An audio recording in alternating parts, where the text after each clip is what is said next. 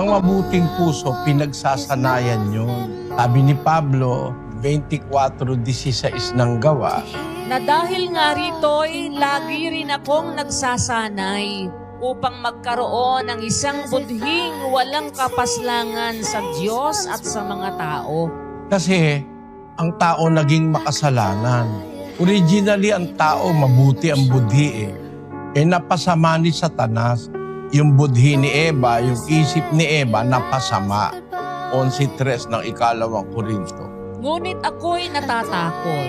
Baka sa anumang paraan, kung paanong si Eva ay nadaya ng ahas sa kanyang katusuhan, ang inyong walang malay at malinis na mga pag-iisip na kay Kristo ay pasamain. Kakapagpasama ng isip ang dyablo. Como ang mga tao ngayon napapasama ng dyablo. Sabi ni Pablo, lagi akong nagsasanay. Ang ibig sabihin nung lagi nagsasanay, kasi napulyot na yung isip saka yung puso ng tao. Lagi akong nagsasanay na magkaroon ng isang budhi na walang kapaslangan sa Diyos at sa mga tao. Ibig sabihin, para magkaroon ka nun, pagsasanayan mo yun. It will be hard work. Isang gawaing hindi nakukuha sa isang araw o sa isang linggo o sa isang buwan, yun ay pinagsasanayan, pinapractice na. Meron kang naramdaman na gusto mong mandaya, lalabanan mo yun. Pagsasanayan mo na hindi ka mandadaya. Ako kasi naranasan ko yun eh. Susuklian ka, sobra. Maisip mo ngayon, ay, hindi naman ako may kasalanan, sabi ni Satanas. Huwag mo na soli, hindi naman ikaw may kasalanan. Lagi kong ginagawa, pag nararamdaman ko na huwag ko nang isoli, sosoli ko.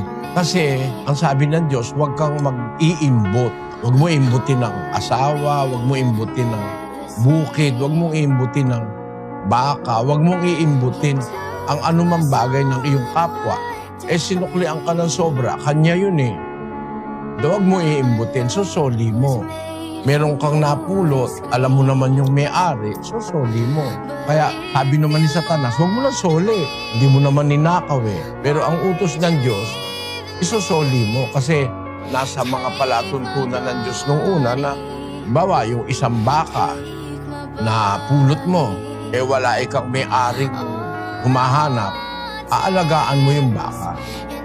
Pero pag dumating yung may-ari, sosoli. Yun ang utos ng Diyos. Ibig sabihin, inaalis ng Diyos sa atin yung pag-iimbot. Pag ganun ang ginawa mo, masasanay ka lagi. Masasanay kang gumagalang sa magulang mo. Hindi ka sumasagot ng pabarumbado. Masasanay kang mahal mo yung asawa mo. Masasanay kang hindi ka nanloloko ng nobyo at nobya mo. Pinagsasanayan mo. Kasi darating ang mga pagkakataon, yung budhi na yon, dudungisan ni Satanas yun. Pag-iisipin ka ng hindi tama. Kaya nagsasanay ako lagi. Nung masanay na si Pablo, ang sabi niya sa bandang huli, 20:26 ng gawa.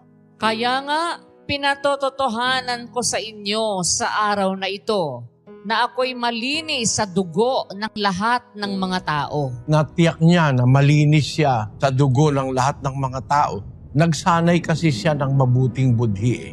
Gaya nung sinasabi niya kay Timoteo sa 2:22. Datapwat, layuan mo ang masasamang pita ng kabinataan at sundin mo ang kabanalan, ang pananampalataya, ang pag-ibig, ang kapayapaan, kasama ng mga nagsisitawag sa Panginoon mula sa pusong malinis. Susundin mo yung kabanalan, pananampalataya, pag-ibig, kapayapaan, kasama ng mga nagsisitawag sa Panginoon mula sa pusong malinis. Kasi kung tumatawag ka sa Diyos, marumi naman ang puso mo. Ang sabi ng Biblia, ang pakinig ng Diyos nasa mga matuwid. Ang kanyang mata nasa kanila, ang kanyang pakinig nasa kanilang daing. Ngunit ang mukha ng Panginoon laban sa kanilang nagsisigawa ng masama.